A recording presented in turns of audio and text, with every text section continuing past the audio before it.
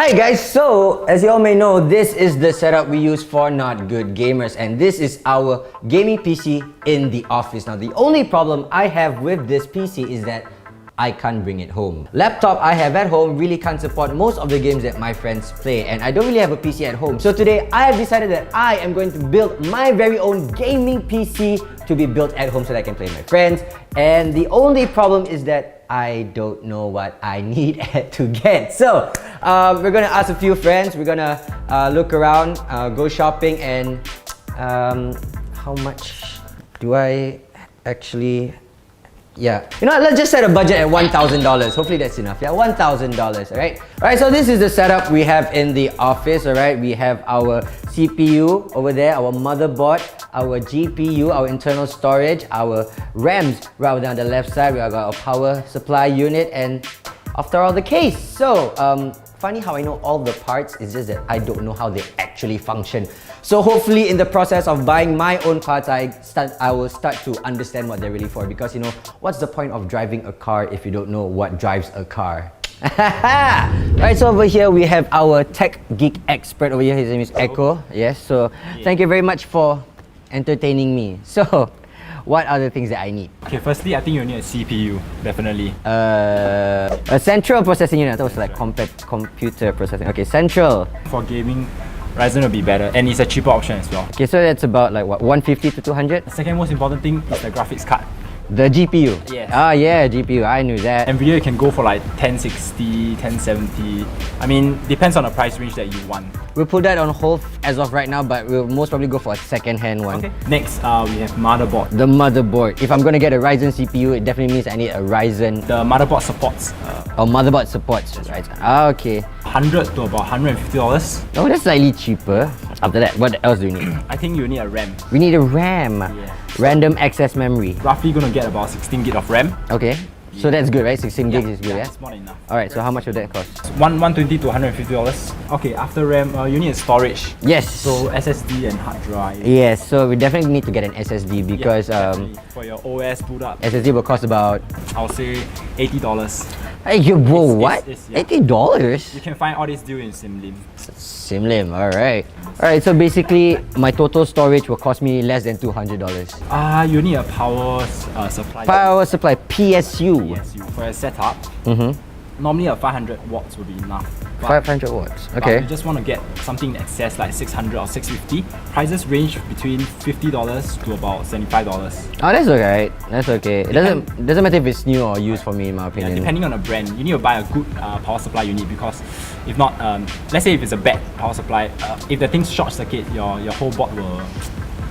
Yeah, you know, let's be safe. Let's get a good one, you know, just to be safe, right? In my personal opinion, cases, no matter how cool they look, to me it does not really matter as long as, you know, it works perfectly. I don't care if it's even a naked motherboard. For casing, I've seen this case, I forget what's the brand, but it's relatively cheap. $50 for good looking case. It's a $50? Yes. Let's have a rough estimate of what we have so far, okay? Okay, so this is our worst case scenario, 1075. We can cut a lot. We can cut a lot? Yeah. If we bust this, we suck at shopping, honestly, in my opinion. If we bust this, we suck. We won't bust. We won't bust? We won't bust. Echo says we won't bust. So, you're following me to Simlim. I don't care. Okay. Alright, so right now we're at Simlim, and we're going to get some parts here because we found some other good deals on carousels. We're going to walk around and compare prices to see whether there's even space in a budget to, like, you know, move around. So, let's go. So we spent an entire hour walking around comparing prices. After everything, Dynacore actually tempted me the most. The first offer already got me like that, but I was like, you know what, let's just try other places. Found myself back here again. So you know what, let's just get our stuff here and let's get to building. 1K. Cold hard cash. Get this video up to 1K likes and we build a 2K budget PC. How about that? It hurts a bit, but it's okay. It's okay. It's for a good cause. The shopping part is done. Now it comes down to the building part. Thank you, boss. Thank you. Thank you very much. See you soon. Yeah, we got our stuff all exactly within 1K on the dot. Can't wait to go back and build. This thing come with an instruction manual? No. So basically, this is practically PC building for dummies because what do I do first? Alright, so first things first, we got the motherboard over here. I got a Gigabyte B450, and the motherboard is the backbone of all the PCs. And I'm actually very scared because they say that you can actually mess this up pretty easily because it's super sensitive, and I'm a very klutzy kind of guy. There you go. This is the Gigabyte 450. Now, first I would need to put my CPU on it. So for the CPU, we've got an AMD Ryzen 5 2600. Here's the chip. To put it there. Yeesh. Okay. Confirm. Okay, then lock it in. Yay! First step done. And so we've got the CPU cooler right here. I've been told not to touch this this gray spot here because that's where the thermal solution is. Alright, so now I have to screw in the CPU cooler, so this might take a while.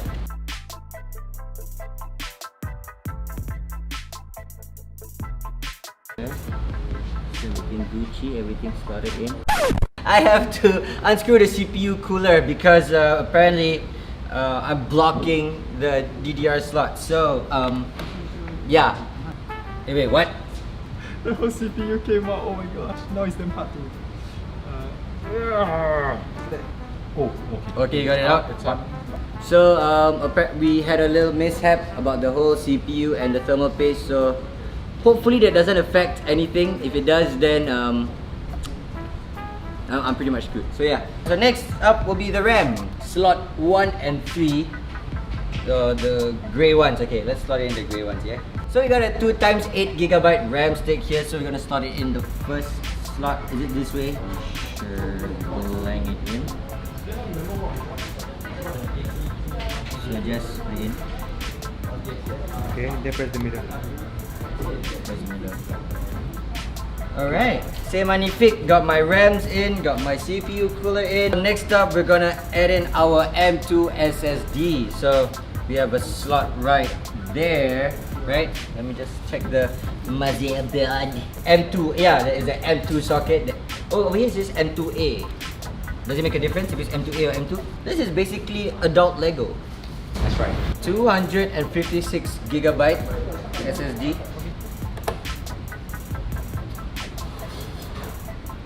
Is that enough? So as of right now, we're done for the motherboard. So we're gonna put this aside and we're gonna open up the case. So for the PSU, we've got the Thermaltake Light Power Series, and this is at 550 watts. Aha. Cables. This is the whole thing. When they mentioned cable management, I didn't realize it'd be this much cables. I opened up this side when actually, as a matter of fact, I should have opened up the other side. I should have opened up this side of the case. Now I thought the motherboard was scary, but yo, this is scarier, dude. Oh, I know what the screws are for now. Is to tighten the PSU to the case.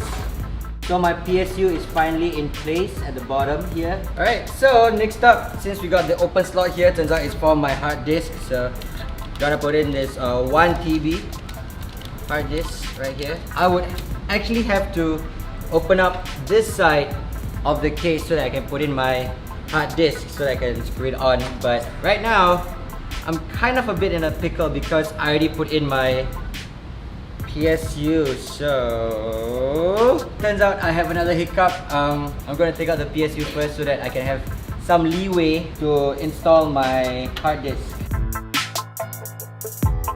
I think I can put back my PSU. Wait, let me think first. Can I put back my PSU? After I put in the PSU, we can connect all the cables and then put on the motherboard and then shebang. Alright, so let's slot it in. Make sure it's lined up with our I/O bracket. Wait, something is blocking the way. Oh yeah, it fits. It doesn't move. It doesn't nudge. Okay, I got the motherboard in.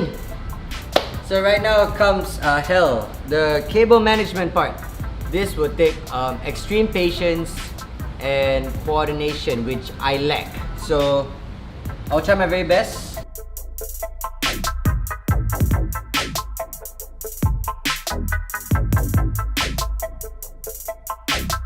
I'm not proud of this, but Yeah, this is how my cable management looks like. So yeah, now it's down to the GPU. Alright, so we got here ourselves a 1660 Ti. At first, we wanted to get a 1070 Ti used one, but the guys at Dynacore were so nice to give this one a suggest that this runs almost the same as a 1070 and it's brand new. It even comes with the shop warranty, so thank you guys at Dynacore. After putting in our GPU, we realized that we didn't actually have space to put in our Wi-Fi. At first, we were thinking like, oh my god, if we couldn't fix it in, like, oh my god, what are we gonna do? And we called Dynacore and they were like, you can, just do. And we were like, are you sure? Yes, just do. And we did it and it's in there. Nice, very nice. Alright guys, so after 3.5 hours, close to 4 hours, well, now is the moment of truth. $1,000 PC, let's go. Wait, what are you guys running away? Everyone's running away. Everyone's so afraid that it might explode. Is it even plugged in? Is it? Oh, Dad, what the Dad, What's up? on the switch. Okay. I knew that. Alright, 3, 2, 1, bang. Whew. Everything's running. Okay, it's running. Is the monitor on? That's right! Finally, we got some life. Okay. It works! Okie dokie. No noise, no beeping. So... Alright, so right now we're just gonna do all the necessary setup and install Windows 10 and then let's carry on with the performance part of the video. So after booting up the PC, everything looks great. We've got our processor up and running, our 6-core processor, but the only thing that we need to do now is just to download the right drivers that this PC needs. So we're gonna connect to an Ethernet and just let it load a bit more. So after installing a few games and trying it out on this PC, so far everything seems super smooth.